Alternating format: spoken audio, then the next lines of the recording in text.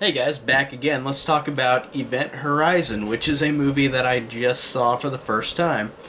Now, this was an very interesting sit. This was a movie that I didn't love. I think that I'm rather mixed on it. I thought that the performances were pretty good, and I thought that this had some fantastic, disturbing imagery and some cool cinematography to it.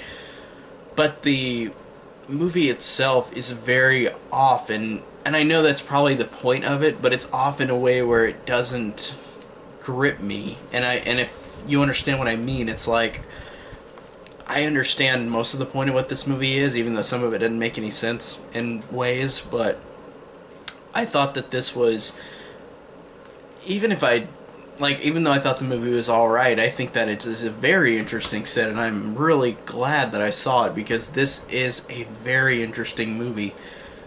The way that the movie starts and the way that the movie ends is really interesting because it starts where this ship called the Event Horizon has been missing for I don't know how many years, and this crew go and try to find it, and whenever they find the Event Horizon, there's the ship has kind of become a sentient being where everybody, they see that the massacre of the last crew and how all these people have been mutilated and killed, and they see footage of them going crazy, and that's a very cool idea, and that's very interesting, and I like how you get this new crew who go in and the same thing happens to them, but it is cool how it's interpreted and how these characters go along with it. And they really, like I said, do a great job with imagery. Like, this has some of the coolest horror effects I've seen in a while. Horror, gore, and effects in this movie are really, really top notch. They really are interesting, but there's a negative to that for me, in which a lot of this imagery relates to them going to hell. And this movie very much so reminds me of Hellraiser. And I've only seen the first Hellraiser, but this gave a lot of things that I noticed watching this that were very similar to Hellraiser. A lot of these people who are killed is similar to Hellraiser. There's flat out a scene where this guy is on hooks, gutted, and his guts are on the table, but he's hooked up by hooks, and that seemed like something from Hellraiser. Whenever in the first movie where that guy has got hooks in him, and it seemed very, very similar. And then the idea of them all going to hell, and the idea of that thing in the ship that looks not like a Rubik's cube, but it's like that round orb with all these things around it that intersect. It reminded me of something like whatever you call that thing in Hellraiser. It was very similar to that, and I thought that it was interesting that they used a lot of things that copied that movie, not in a way like it was a complete copy, but there were so many similarities to the ideas of going to hell, to this imagery, to Sam Neill's character Weir at the end of the movie, whenever he is shown all cut up all over. I can't help but think that looks like Pinhead without the pins. It looks almost like him. That's really interesting that they do that in this movie. They really copy a lot of stuff. But that's not a negative. I just think that's a thing to point out, and a thing to actually think that is notable, that it could be interpreted as like a Hellraiser sequel if they really wanted it to, even though it's not the same company or anything that made those, but I think that's very interesting that they used those things for it. And there were a lot of things in this movie that copied other movies too, and this isn't a giant negative, but it's a interesting thing to point out.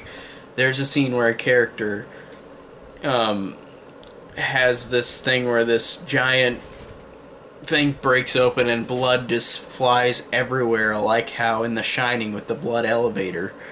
It reminded me of that, and there are a lot of things similar to Alien, where crew goes aboard a ship that's been abandoned, but the only difference is it's like the ship is a being. It's like sentient, so it causes these people to go crazy.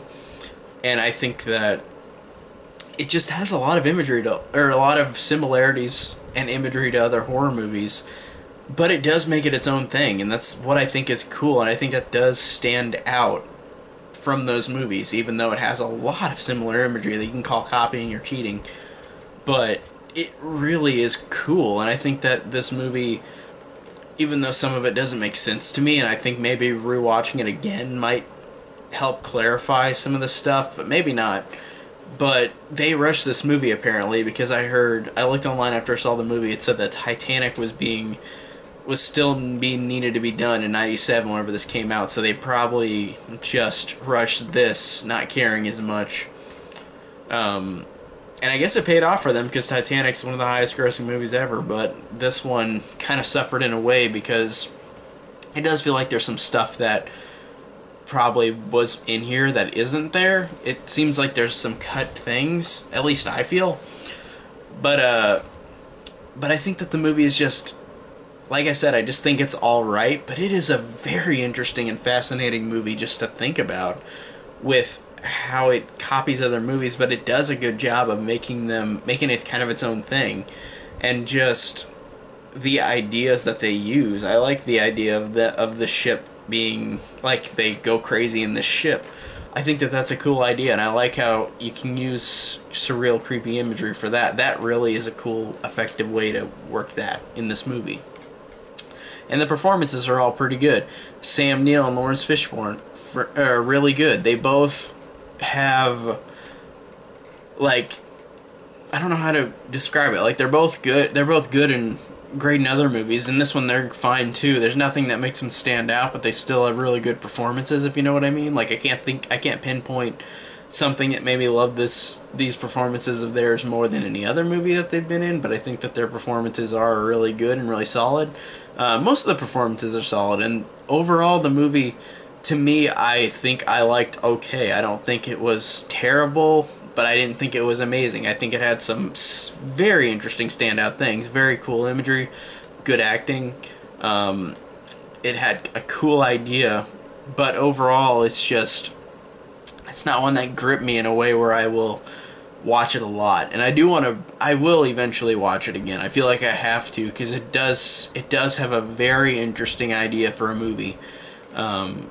I really think that this was an interesting sit, and despite not loving it, I still thought that this was a really enticing movie to watch. Like, it was really interesting. So overall, I just thought it was kind of in the middle. Like, it was just okay. So, pretty much all I could say. It was just alright with a couple of great things about it.